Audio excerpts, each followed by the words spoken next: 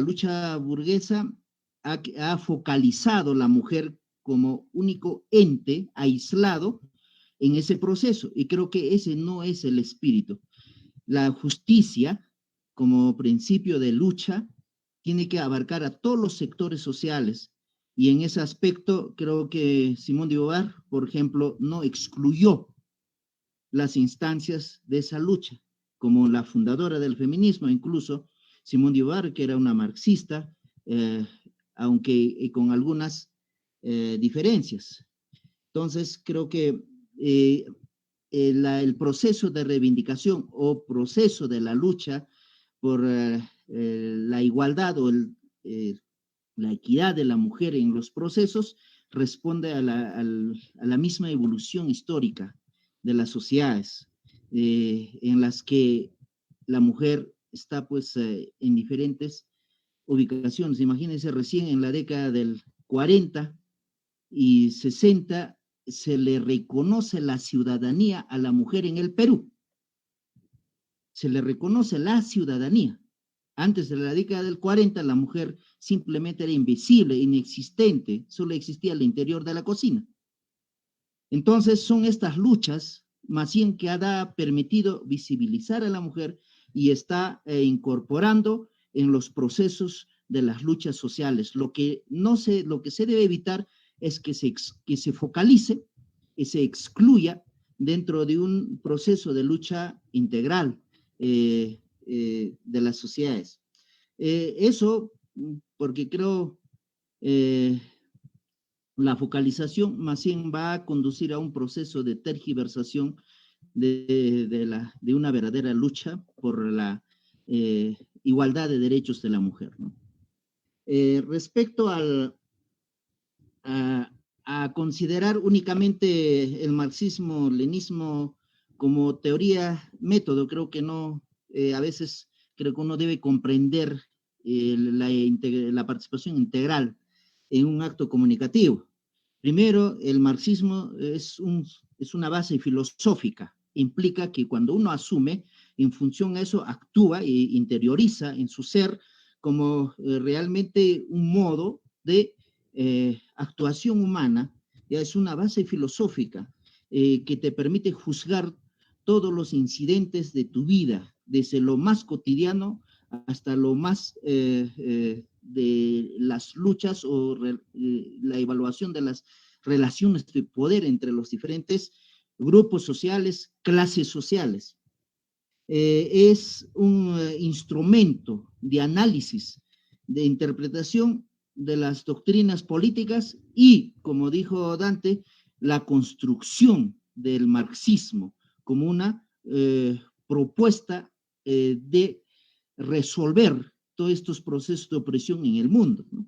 Desde las bases económicas, y es también un modo de acción política. Por lo tanto, el marxismo tiene muchas dimensiones, no se puede aislar ni se puede focalizar. Justamente todo aislamiento, toda focalización, eso sí es un perfecto revisionismo y desnaturalización del marxismo. El marxismo es una búsqueda de una integridad. Hoy las ciencias supuestamente modernas consideran como sistemas teóricos, sistemas metodológicos, pero si cuando uno interpreta debidamente y aplica incluso la dialéctica, se van a darse cuenta que no es más que un resumen parcial de lo que implica realmente desde un punto de vista filosófico, desde un punto de vista de la interpretación de los procesos económicos en el mundo, ¿ya? No es más que una simplificación de eso. En otro punto, si el marxismo, perdón, dice concretamente la pregunta, si, a ver,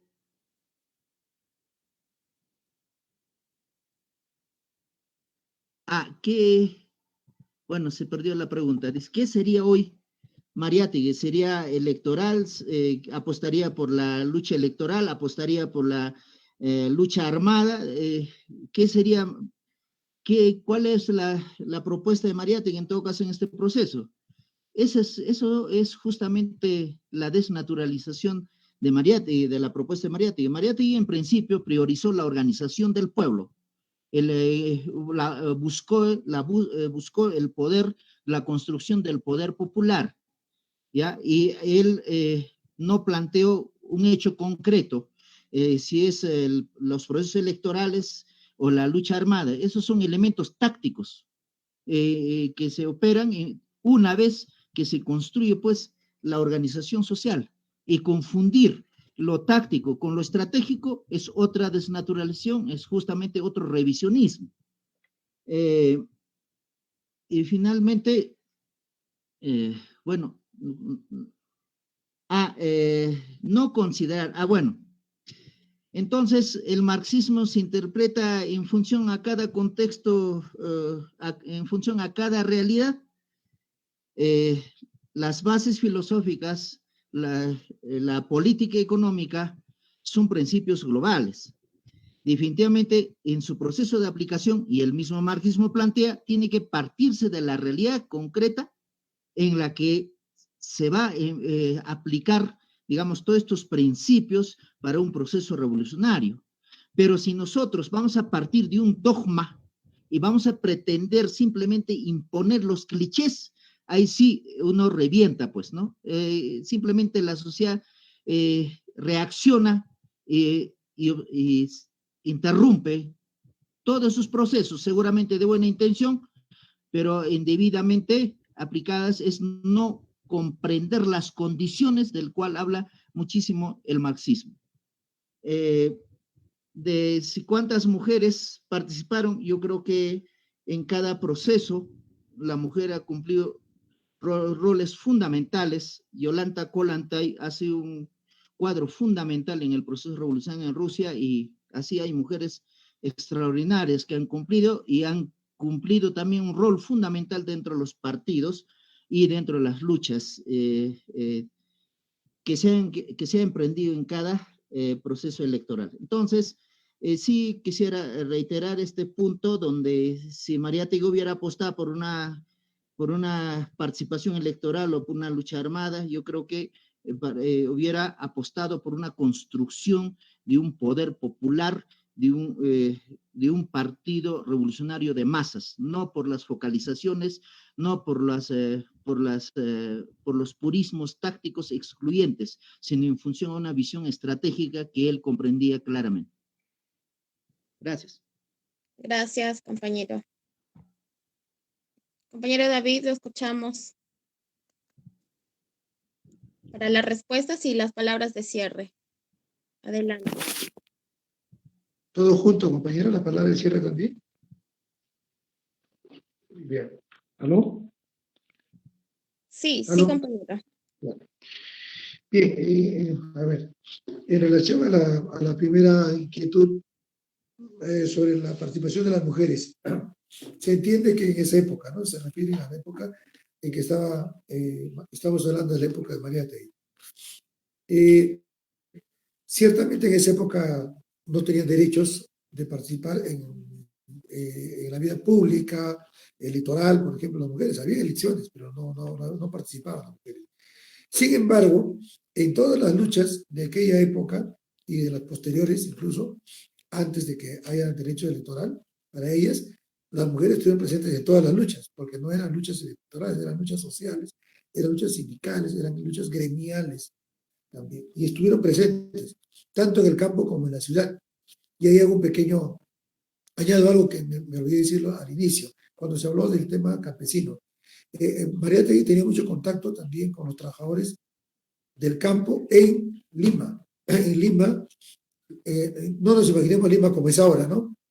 El Lima era muy diferente a lo que es ahora. O sea, estaba rodeado de haciendas. Tanto los conos norte, sur, este de Lima estaban rodeados de haciendas. Todas. Y eran haciendas donde todavía había relaciones de llanaconaje, de parceleros, o sea, habían de trabajadores de destajo, para cosechas, o sea, había trabajadores en el campo que tienen ese tipo de relaciones. Entonces podía haber una serie de relaciones del campo, las podía él ver muy cerca. Y el caso de Ate, por ejemplo, estaba rodeado, el distrito de Ate tenía la fábrica importante, un pueblo, un barrio obrero muy grande de cientos de obreros, y de casas, pero alrededor había grandes haciendas, muchas haciendas que duraron hasta los 70. Entonces, eso, compañeros, para un poco explicar también. En el caso de las mujeres, eh, hay muchos registros gráficos, testimonios de muchas compañeras que trabajaron en esa época al lado de los primeros socialistas. Sin embargo, por ejemplo, en la reunión de la fundación del partido no participaron mujeres. Sin embargo, se adhirieron al partido, sí, muchas compañeras. Tanto, en este caso, por ejemplo, del movimiento de los trabajadores, del movimiento sindical, participaron mujeres. En el caso del sindicato de Itarte, por ejemplo, que era una base muy fuerte para la construcción del partido y luego para el desarrollo de la CGTP también, de las 6 dirigentes, del equipo de dirigentes del sindicato más importante en esa época, de los cargos más importantes eran 6. Esas 6 personas se incorporaron al partido apenas se fundó el partido. De esos 6, 3 eran hombres y 3 mujeres, dirigentes del sindicato textil. ¿Ya? Y eran cuadros que ingresaban inmediatamente al partido recién fundado. Ese partido tuvo una reunión, una calle llamada Esmeralda, que hasta ahora está ahí, con una plaquita en ese barrio histórico de Ati. En relación, entonces, en toda la historia de la lucha de clase y los trabajadores han estado presentes las mujeres, no solamente en Lima, a nivel nacional. Se habla mucho también de trabajadores y trabajadoras, por ejemplo, de las primeras explotaciones petroleras en el norte, ¿no? En Piura, el movimiento popular campesino y también de obreros en Huacho. Y en todas ellas se mencionan incluso mártires, mujeres al lado de hombres. En el caso de Huacho, por ejemplo, hay más mártires mujeres que hombres en la lucha que tuvieron por esos años. Ya, no voy a dar detalles porque todo eso está en registros históricos, pero fue así y se puede conseguir. La pregunta sobre el partido de masas y el partido de cuadros. En realidad, lo que nosotros queremos es un partido. La primera escuela que tuvimos, en la primera sesión de la escuela, hablamos de la teoría del partido, ¿no? Lo que buscamos no es esa la disyuntiva, ¿no? Eso lo trajeron los partidos para sus comodidades y oportunismos, ya a fines de los 80 para adelante, ¿no? Pero en realidad no hay esa divergencia. Lo que apostamos son partidos con el criterio y el punto de vista leninista, ¿no? Con el método leninista del partido. Ese es el asunto. Y hay cuadros y hay masas. Tiene todo su lugar dentro de las estrategias, dentro del desarrollo de la lucha de clases. El partido es como se decía también, o se menciona a veces, un Estado Mayor, el Estado Mayor de la Revolución, el Estado Mayor del proletariado es el partido, es su partido. ¿Ya? Entonces, no es que sea de masas o sea de cuadros. O sea, si es de masas, ya no de cuadros, y si tiene cuadros, ya tiene masas. Eso es una falsa dicotomía, compañeros. Tienen que tener cuadros y obviamente también por eso tiene que tener masas. Y si tiene masas es porque tiene cuadros conduciendo, si no, no es partido. Está íntimamente relacionado. Y por eso que yo a veces cuestiono en algunas reuniones, me habrán escuchado decir que ahora se hagan reuniones de partidos políticos, más representativos movimientos sociales para tener una incursión en la vida política. No es así. Los movimientos sociales, los movimientos gremiales, los movimientos populares tienen su propia lógica, sus propias características de frente único y no se les puede meter en un solo cajón partidario. Más bien los partidos deben aspirar, y un partido como los que aspiramos nosotros, debemos aspirar a tener cuadros de esos movimientos, liderando esos movimientos, ¿no? O sea, María Tellino que se le ocurrió que la CGTP entre a ser parte de un movimiento político junto con el partido. No, la CGTP era el Frente Único de los Trabajadores. En relación al partido de María Tellino, si tuvo un proyecto electoral, un compañero mencionó esa pregunta, y también sobre los artistas. Sobre el asunto del proyecto electoral, yo conversé, por eso le decía, y también esto lo dice Julio Portocarrero, lo escribe en una obra que él tiene sobre la historia del movimiento sindical de 1905 a 1930. Él tiene un libro ahí, un escrito de este gran líder, este gran dirigente obrero, Julio Portocarrero. Él ahí menciona también en sus memorias cómo Mariátegui en ese momento que estaban haciendo el partido, no le ponía el énfasis a que sea un partido para las elecciones. Y justamente ahí también estaba su diferencia con la Segunda Internacional, con los socialistas de la Segunda Internacional, que eran básicamente organizaciones que apostaban fundamentalmente al parlamentarismo, ¿no? A la vida electoral y parlamentaria. Esa no era la lógica del leninismo y por ello tampoco no era la lógica de Mariátegui. Sí, no estaba en contra de las elecciones. También pensaba que eso podría ser y debería ser en algunos momentos parte de las luchas seguramente, pero eso no tuvo oportunidad de encararlas él mismo o no vivió para encarar esos procesos, porque además en esa época había mucha represión. El pensamiento a los socialistas, que era toda una ideología nueva para el país, había represión muy fuerte, ¿no? Entonces no estaba en su primera premisa, ¿no? Participar en la cuestión electoral. No la negaba, pero según los compañeros, todos ellos estaban entusiasmados por cambiar la sociedad de raíz, por luchar por una nueva sociedad que sería la felicidad para el proletariado. Eso es lo que dicen los compañeros, lo que decían estos viejos obreros que conocieron a Mariátegui. Estaban entusiasmados, estaban contentos, veían con esperanza una sociedad futura superior. Entonces ellos sabían que solamente la lucha electoral no les iba a conducir a eso, era una lucha integral, pero sí coincidían todos en la esperanza de un pueblo organizado, de la clase obrera al frente, del campesinado al lado de ellos, organizado, y que esa era la fuerza contundente. Había mucha violencia en sus movimientos de ellos, eso es algo que a veces no se habla. Cuando hacían estos movimientos, estos paros, no eran pacíficos, compañeros, no eran como los pasacalles que a veces hacen ahora, ¿no? No eran los pasacalles de ahora. Realmente eran paros tremendos. Había mucha violencia, había saqueos, había destrucción.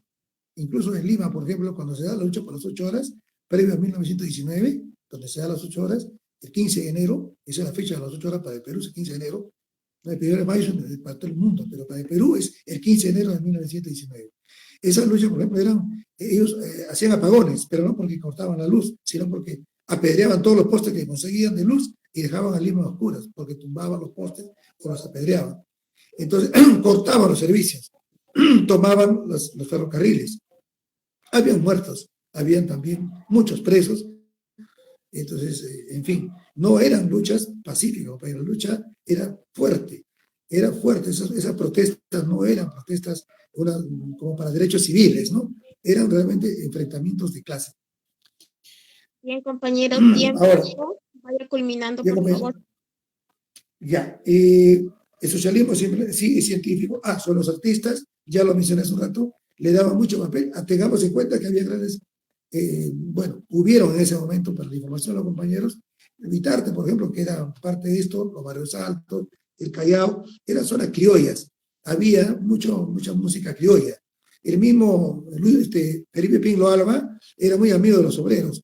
Había obreros que iban a barrios altos y venían también a Lima y hacían obras muy buenas y composiciones muy buenas, y otros artistas más que componían música, y los obreros tenían y el mismo Mariátegui y la Universidad Popular González Prada fomentaban la constitución de talleres, coros, artistas, músicos, ¿no? No había mucha presencia todavía de los provincianos de la sierra, ¿no? Básicamente eran trabajadores de la costa, también campesinos de la costa. Y finalmente, bueno, ya para terminar, sobre la vanguardia, ¿cómo se puede ser la vanguardia actualmente?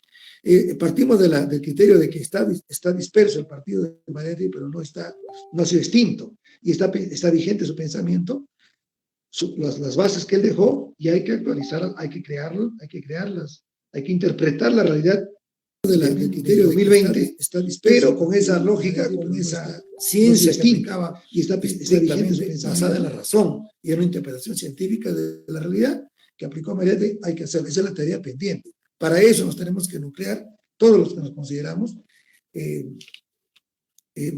todo lo que nos consideramos el legado de José Carlos Mariátegui, ¿no? Y bueno, ahí quedo ya porque si no voy a extenderme mucho. Alguien habló sobre el asunto de la vigencia del pensamiento Mariátegui. Sí, cuáles fueron las desviaciones. Bueno, espero que otro compañero lo continúe sobre las desviaciones. Ha habido toda una historia de divisiones, pero yo por eso considero simplemente, para resumir, de que ya no hay herederos, que un partido diga ellos somos herederos de Mariátegui. No lo son como partido. Habrán cuadros comunistas, habrán militantes que honestamente quieran continuar con el legado de Mariátegui, sí, pero no solamente estaban en los partidos, en los PCs, también se desarrollaron en toda la historia de la lucha de clases fuera de los PCs. La cuestión es ahora cómo se centraliza. Esa es la tarea del momento. Más que la unidad de las izquierdas, que no dicen nada, es la unidad de los socialistas y los comunistas que deben encontrarse para ver las tareas del momento con la visión futura del futuro que tenemos nosotros y no con la visión cortoplacista de solamente incursionar en procesos que también hay que tomar posición sobre ellos, en procesos mediáticos e inmediatos. Y nada más sobre el asunto de la violencia armada, creo que esto corresponde más bien a, como se ha dicho, una cuestión de realidades, ¿no? Eso nadie busca, ni tampoco es esquemático, ¿no? Nadie busca de por sí la violencia, ni nadie busca de por sí la paz. Se busca la transformación. Eso conlleva todas las formas de lucha, pero antes que nada conlleva en primer lugar la legitimación y la hegemonía de una posición en la sociedad. Cuando se tiene hegemonía y se tiene hegemonía cultural y política en la sociedad, podemos hablar de los próximos pasos que hay que dar, no antes. No es premeditado ni es aventurero lo que se tiene que plantear en relación a lo que es violencia. Eso está en toda la sociedad, hay violencia, eso sí, pero hay que más bien plantear, sí, la defensa y la autodefensa de la integridad física y moral de los trabajadores y del pueblo en general. Gracias, compañero. Gracias, compañero David Porras. A continuación, el compañero Dante para las respectivas respuestas. Bien, vamos respondiendo por partes.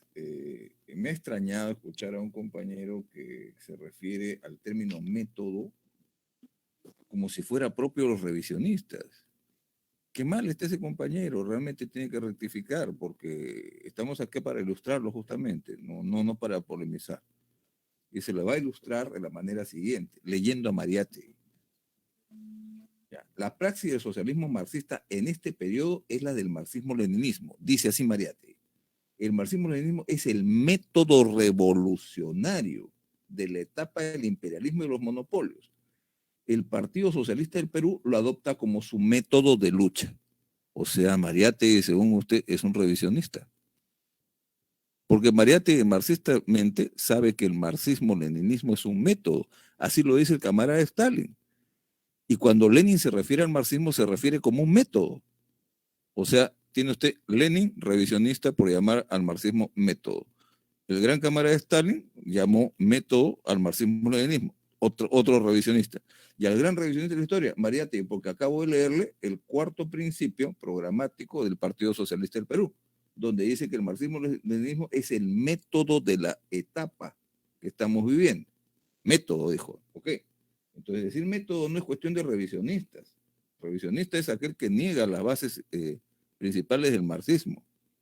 Por ejemplo, cuando recortas 3 leyes fundamentales de la dialéctica a una sola, la contradicción. ¿Qué estás haciendo ahí?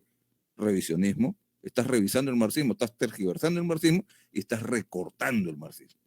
Otra cosa, nunca te bases en lo que te dice Lin Piao. Lin Piao fue purgado por Mao Zedong. El camarada Mao Zedong purgó a Lin Piao y lo purgó justamente por sus desviaciones izquierdistas.